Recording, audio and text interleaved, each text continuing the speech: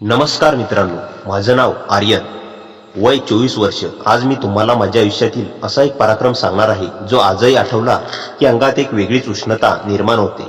मी आर्यन माझ्या कॅफेसाठी फुले आणायला बाजारात गेलो होतो. तेव्हा पहिल्यांदा ती दिसली. अनाया, निळ्या रंगाचा ड्रेस, केसात हलका वारा आणि हातात पांढऱ्या फुलांचा गुच्छ, जणू एखादं स्वप्नच. मी तिला पाहतच राहिलो. ती ज्या फुलाकडे बघत होती ते फुल सुद्धा तिच्या पुढे फिकट वाटत होती. मी साहस करून जवळ गेलो आणि विचारलं, हे फुल तुम्ही कुणासाठी घेताय? ती हलकसं हसली आणि म्हणाली, स्वतःसाठी. कारण काही गोष्टीसाठी दुसऱ्याची कुणाची वाट बघायची नसते. तिचं ते वाक्य माझ्या मनाच्या अगदी खोलवर उतरलं. तिथून आमची ओळख सुरू झाली. ती रोज सकाळी माझ्या कॅफेजवळून जायची. कधी कधी थांबून कॉफी घ्यायची. तिचा कॉफी घेताना डोळे मिटून घ्यायचा एक छोटासाच पण खूप सुंदर असा एक सवय होती. हळूहळू आम्ही बोलायला लागलो, एकमेकांना चांगलं ओळखू लागलो. दिवसानंतर आम्ही एका संध्याकाळी समुद्रकिनारी चालायला लागलो. त्या दिवशी आकाश लालसर होतं आणि समोर समुद्राच्या लाटांवर सूर्य हळूहळू मावळत होता. अनाया माझ्या शेजारी चालत होती आणि अचानक म्हणाली, तुला माहितीये आर्यन, कधी कधी माणसाला असं कळतं की कोणीतरी आपल्यासाठी योग्य आहे. त्याच्या बाजूला असताना मन शांत होतं. जरी काहीही न बोललं तरी मी थांबून तिच्याकडे पाहिलं. तिच्या केसांवर वारा खेळत होता आणि तिच्या डोळ्यात एक वेगळी चमक होती. मी विचारलं, आता तुझं मन शांत आहे का? तिनं न हलता माझ्या डोळ्यात पाहत म्हणाली, हो, खूप. माझ्या शरीरातून एक गारवा गेला.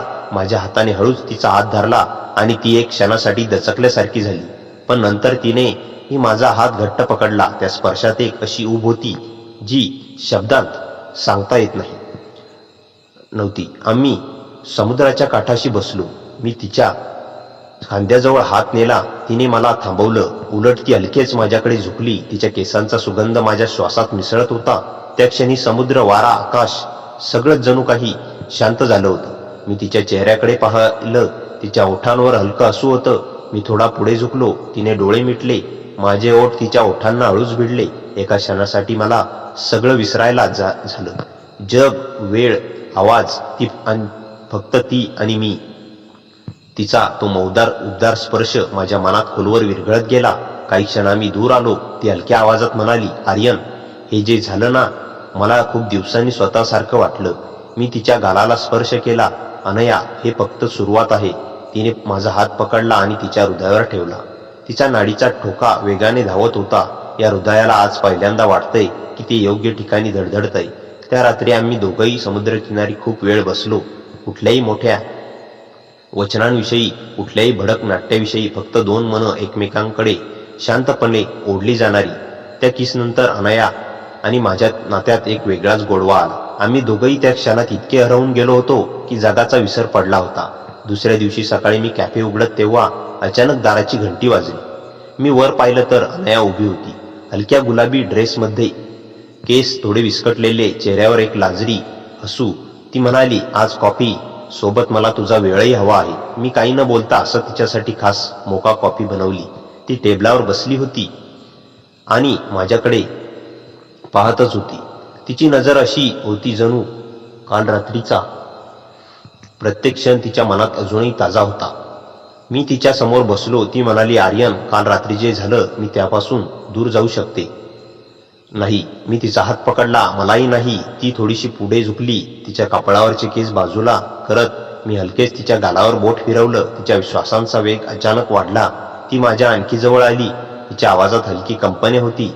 तुझ्या स्पर्शाने मला ज्या अंगभर शिरशिरी पसरते हे मला आधी कधी वाटलं नव्हतं. मी उठलो आणि तिला हळूच उभं केलं. तिचे दोन्ही हात माझ्या छातीवर आले. मी तिच्या कमरेवर हात ठेवले आणि तिला हलकेच जवळ ओढलं. तिचं शरीर माझ्यावर टेकलं. तेव्हा तिच्या उभेत मी हरवून गेलो. ती हळूच म्हणाली, आर्यन, एवढं जवळ कोणी कधी वाटलं नव्हतं. मी तिच्या कपाळावर चुंबन घेतलं. मग हळूच तिच्या गालावर आणि शेवटी तिच्या ओठावर. या वेळेला ती अधिक तीव्रतेने मला बिलगली. तिचे हात माझ्या मानेभोवती घट्ट आवळले गेले. आमचे श्वास एकमेकांत मिसळले. त्या क्षणी कॅफे, आवाज, घड्याळ काहीच महत्वाचं नव्हतं. फक्त ती आणि मी. काही सेकंदांनी ती माझ्या छातीवर डोकं ठेवून शांत झाली. तिचा आवाज आता खूप हळू होता. आर्यन, मी तुझ्यावर प्रेम करायला लागले आहे. हे मी आता नाकारू शकत नाही. माझ्या हृदयाचा ठोका वाढला. मी तिच्या केसांतून हात फिरवत म्हणालो, अनया, मी तर तुला पहिल्यापासून हरवून गेलोय. ती हसली. त्या हसण्यात एक अशी चमक होती जणू तिचं मन आता माझ्यावर पूर्णपणे वितळलं होतं. तिने माझा हात धरला. या नात्याला पुढे न्यायचंय, पण हळू, शांत, आपल्या पद्धतीने. मी तिच्या हातांवर चुंबन घेत म्हणालो, जिथे तू तिथे मी. ती माझ्या खांद्यावर विसावली आणि हलक्या आवाजात म्हणाली, आज माझं मन पहिल्यांदा इतकं सुरक्षित वाटलं. त्या दिवसापासून आमचं नातं अधिक गैर होऊ लागलं. त्या दिवसानंतर अनया माझ्या आयुष्यात जशी शिरली तसं माझं जगच बदलून गेलं. रोजची सकाळ तिच्या गुड मॉर्निंग मेसेजने सुरू व्हायची आणि रात्री तिच्या आवाजातल्या त्या गोड मंद्र सुरावटीनं संपायची. पण एक दिवस अचानक अनया कॅफेत आली तेव्हा तिच्या चेहऱ्यावर वेगळीच चिंता दिसली. ती शांतपणे आली, माझ्या समोर बसली आणि हातातल्या कपाळावर बोट फिरवत म्हणाली, आर्यन, मला तुला एक गोष्ट सांगायची आहे. मी तिच्या डोळ्यात पाहिलं. आज त्या डोळ्यात चमक नव्हती, तर एक अनामिक भीती होती. मी हळूच तिचा हात पकडला. काय झालं? काही क्षण ती काही बोलली नाही. मग हळू आवाजात म्हणाली, माझं लग्न ठरलंय घरी. माझ्या छातीत एका क्षणासाठी रिकामपणा पसरला, पण तिच्या डोळ्यातलं दुःख पाहून मला समजलं की ही गोष्ट तिलाही तोडत नाही होती. ती पुढे म्हणाली, मी नाही मान्य केलं, पण माझ्या वडिलांचा आग्रह आहे. मी तिचा हात आणखी घट्ट पकडला. अनया, तू काय इच्छितेस? तिच्या डोळ्यात अचानक पाणी आलं. ती उठली आणि माझ्या जवळ आली. दोन्ही हात माझ्या चेहऱ्यावर ठेवून म्हणाली, मी फक्त तुलाच इच्छिते. तुझी मिठी, तुझा स्पर्श आणि तुझं प्रेम. मी तिला माझ्या छातीवर ओढलं. तिच्या शरीराचा हलका कंप माझ्या अंगात उतरला. ती म्हणाली, काल रात्री मी झोपलेलेच नाही. सतत एकच विचार, तुझ्याशिवाय मी कसं जगणार? मी तिच्या कानाजवळ चेहरा नेला. तू मला सोडून जाणार नाहीस? नक्की नाही. ती माझ्यावर घट्ट बिलगली. तिचा श्वासांचा तो उबदार स्पर्श माझ्या मानेवर पडत होता. अचानक ती म्हणाली, आर्यन, आज मला माझ्या मनातलं सगळं सांगायचं आहे, कुठलीही भीती न ठेवता. मी तिच्या कंबर पकडून तिला जवळ ओढलं. बोल अनया. ती हलक्या आवाजात कुजबुजली, तू जेव्हा मला स्पर्श करतोस ना, तेव्हा मला वाटतं मी जगातल्या कुठल्याही भीतीला सामोरं जाऊ शकते. तू मला अशी भावना देतोस जी मी कधीच अनुभवली नव्हती. तिचं हे बोलणं ऐकून माझं मनही वितळलं. मी तिच्या गालावर चुंबन घेतलं आणि म्हणालो, तू माझी आहेस आणि हे नातं मी कोणत्याही परिस्थितीत मागे जाऊ देणार नाही. अचानक बाहेर पाऊस सुरू झाला. काचांवर टिपक्यांचा आवाज येऊ लागला. कॅफे रिकामा झाला होता. मंद म्युझिक चालू होतं. अनया माझ्याजवळ उभी होती. केसांचा ओलसर पदर खांद्यावरून खाली घसरला होता. मी तिचा चेहरा हलकेच हातात घेतला आणि तिच्या ओठांवर ओठ ठेवले. ती पूर्णपणे माझ्या मिठीत उतरली. तिचे हात माझ्या शर्टच्या कॉलरला धरून होते. त्या चुंबनात भीती, प्रेम, ओढ आणि एक प्रकारची तडफड मिसळली होती. जणू ती म्हणत होती की तुझ्या वाचून मी नाही. मी तिला मिठीत घेत म्हणालो, अनया, आपण लढू. तुझ्यासाठी नाही, आपल्या प्रेमासाठी. तिने माझ्या हृदयावर हात ठेवत कुजबुजली, आर्यन, जर तू माझ्या बाजूला असशील तर मी जगातील प्रत्येक लढाई जिंकू शकते. त्या क्षणी मला जाणवलं, हे नातं आता फक्त रोमॅन्स नव्हतं. हे एक वचन होतं, दोन आत्म्यांचं, दोन हृदयाचं, दोन जीवांचं. त्या दिवशीच्या पावसातलं चुंबन आमच्यातलं नातं आणखी गैर करून गेलं. पण मनाच्या एका कोपऱ्यात मला जाणवत होतं, वादळ अजून येणार होतं. दुसऱ्या दिवशी संध्याकाळी अनया मला भेटायला आली. तेव्हा तिच्या डोळ्यात स्पष्ट भीती दिसत होती. ती दरवाजात उभीच राहिली. मी म्हणालो, अनया, आत ये. पण ती हलकेच डोकं हलवत म्हणाली, आर्यन, आज मला तुझ्याशी काहीतरी मोठं बोलायचं आहे. मी तिचा हात पकडून तिला आत घेतलं. ती थोडीशी थरथरत होती. मी विचारलं, काय झालं? ती खोल श्वास घेत म्हणाली, घरी माझं लग्न. बोलणी पुढे सुरू झाली. आणि जो मुलगा आहे ना, तो पुढच्या आठवड्यात मला भेटायला येणार आहे. माझ्या पोटात एक क्षणासाठी धडधड थांबल्यासारखी झाली. पण तिच्या आवाजातलं तुटलेपण पाहून मी तिला जवळ ओढलं. ती लगेच माझ्या मिठीत शिरली. तिचं शरीर इतकं थरथरत होतं की मला जाणवलं, ही मुलगी आतून कोसळते. तिचा आवाज माझ्या छातीत दाबला गेला, आर्यन, मी त्या लग्नात अडकणार नाही, कधीच नाही. पण मला भीती वाटते माझ्या वडिलांना दाखवण्याची. मी तिच्या केसांतून हात फिरवत म्हणालो,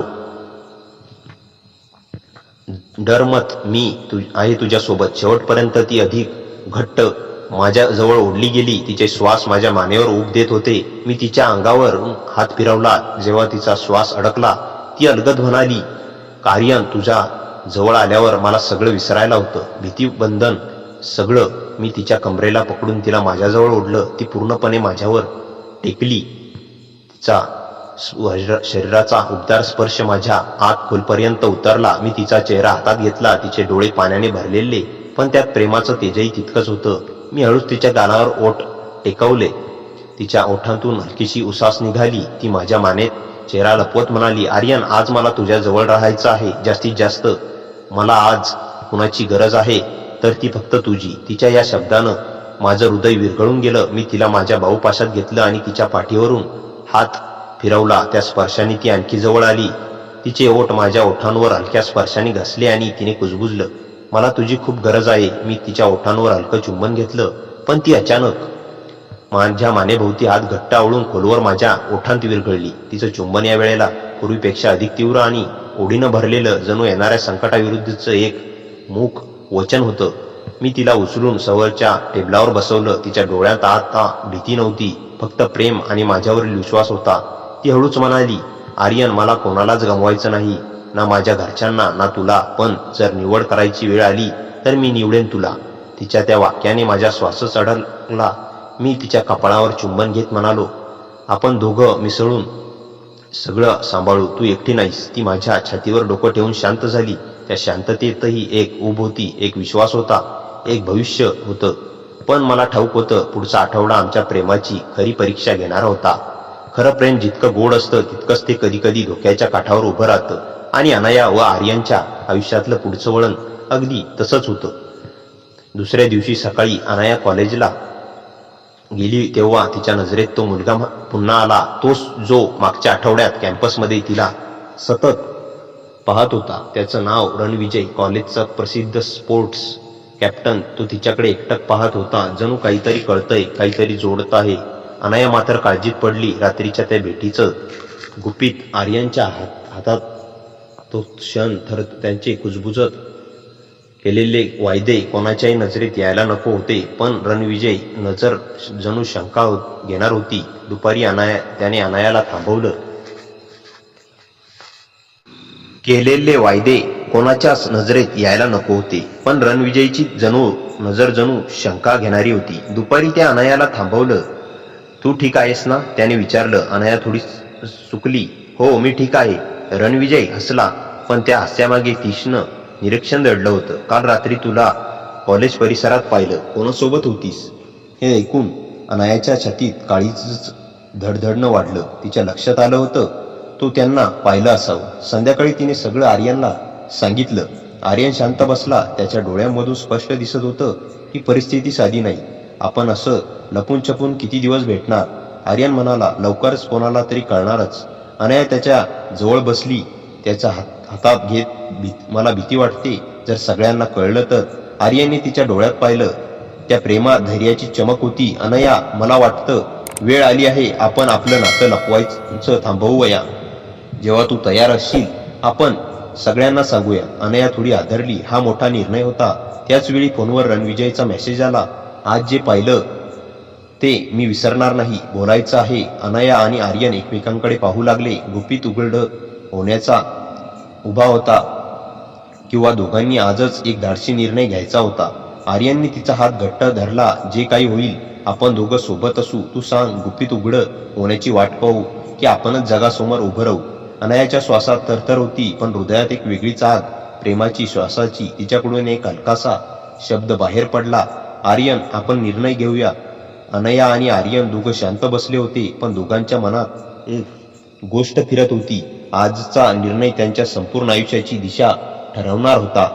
रणविजयचा मेसेज पुन्हा दिसला. जणू दबाव वाढत होता.